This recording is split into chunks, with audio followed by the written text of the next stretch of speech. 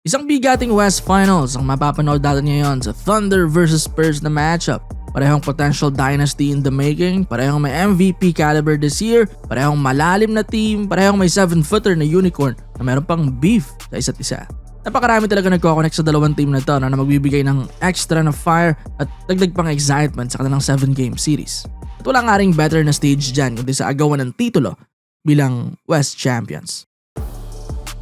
Number 1 OKC Thunder versus number 2 San Antonio Spurs. Dalawang top team sa West na sila na maghaharap sa mismong finals ng kanilang conference. Sa madaling salita, walang butaw sa kanila sa layo ng narating nila sa postseason. Walang early exit, walang choke, talagang matitibay sa playoffs na considering ang average na age ng parehong team. Mga main pieces nila, syempre sa Spurs, again ang kanilang trio, Victor Wembanyama, De'Aaron Fox at Stephon Castle. Dun sa Thunder naman, ang interesting na part dito, babalik na ang kanilang considered na second best player sa team na sa J-Dub. Something na hindi natin nakita sa kanilang second round series. And with that, kompleto na ang kanilang original trio with Shai Gilgeous-Alexander, Jalen Williams at Chet Holmgren.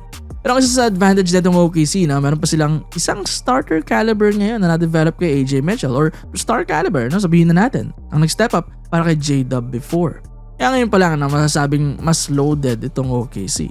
Yes, ang dami rin naman nag-step up para sa Spurs ang dami rin lang key pieces, pero hindi nga lang kasing consistent na ito ni Mitchell. Kung napanood yung series na yun against the Lakers, ang tindi talaga. Games 1 to 4, 18 points, 20 points, 24 points, at 28 points pa sa closeout win nila. Grabe, pataas ng pataas. Siya nga rin naging second best scorer ng Thunder sa series na yun with 22.5 points a game. Next lang siya kay SGA. Ganun kalaking step up ang ginawa niya. So ngayon nga lang na makikita pa kung magpapatuloy yun since 20-point scorer din, ito magbabalik na sa J-Dub at kanya rin yung slot at most ng minutes ng kinaya niya. Pero naman, still, ayos na problem yan para sa Thunder na ang dami mga options. Pero kahit na masasabing mas loaded itong OKC hindi pa rin magiging simpleng matchup, simpleng series itong Spurs. Muli, number 2 team na ito sa conference nila. Nasa 82 games, dalawang panalo lang din ang nilamang ng OKC, 64 versus 62.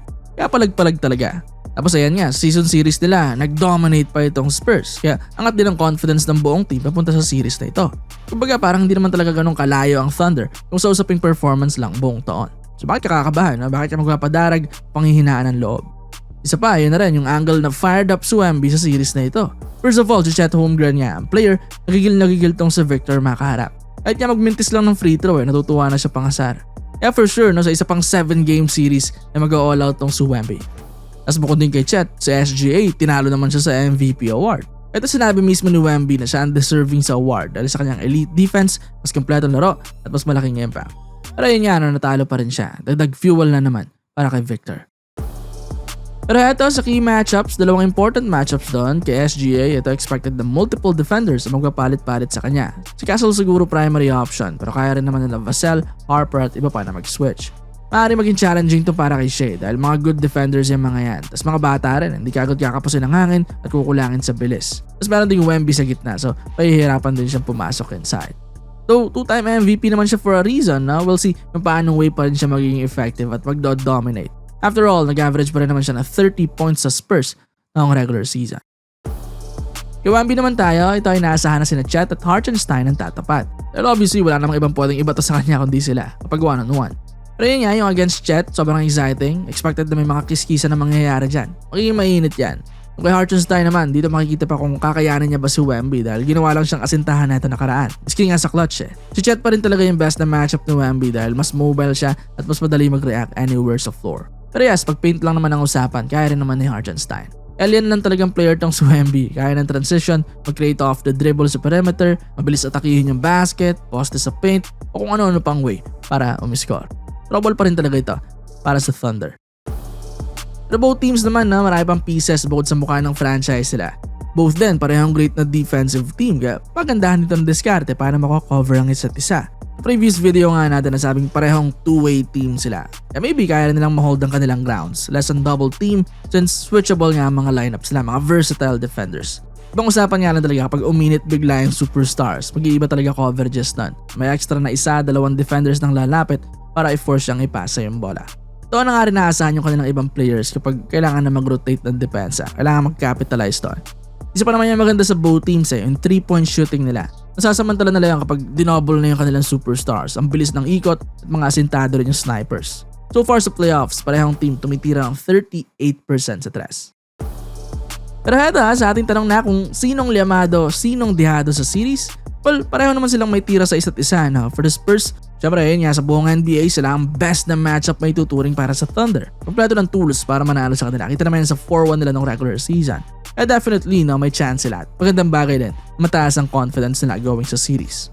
Pero sa liamado, no, Oklahoma City Thunder pa rin talaga ang tinitignan doon. Mas proven na young team, may championship experience, 8-0 so far sa playoffs, nakakuha pa ng pahinga nito, may home court advantage pa, may MVP na naman kay Shea, nag-level up pa si AJ at babalik pa si J-Dub.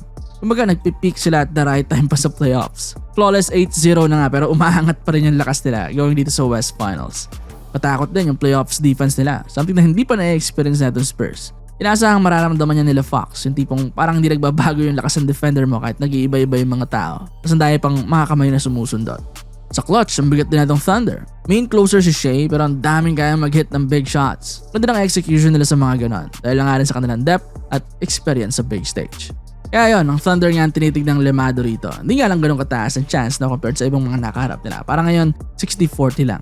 Hirap din tumaya against Spurs no? Kino-consider na kryptonite ng Thunder. Si Wemby din, halimaw yung kabilang laro. Si Castle, ganda rin ng performance. Si Fox, kanilang shooters, ang dami rin yan. Yan na siyang Penny. Off the bench, na Johnson at Harper naman at iba pa. Defensively, equipped din sila na mapahirapan tong Thunder. Same mula perimeter hanggang ilalim, may mga capable defenders sila. Something na hindi rin na-experience pa nila Shea. Both ang Suns at Lakers merong butas sa kanilang roster. Unlike sa Spurs, na complete package na rin. Power forward na lang siguro yung medyo lacking yung size. Pero yun nga, no, may rason kung bakit 4-1 itong San Antonio Spurs at Thunder nung regular season. Tulad sa mga main nga ng kanilang system, coaching at well-built nilang roster na nakapalibot kay Victor Wembanyama. Lakas talaga na may tulog ang Thunder dito. Kahit na OKC ang considered na lamado, expected, madudungisa na for the first time ang record nila ngayon sa playoffs. O miski matalo pa nga, meron chance. Dahil muli, hindi na putyo-putyo na team itong Spurs. Number 1 versus number 2 na battle na ito, parehong may tira sa isa't isa.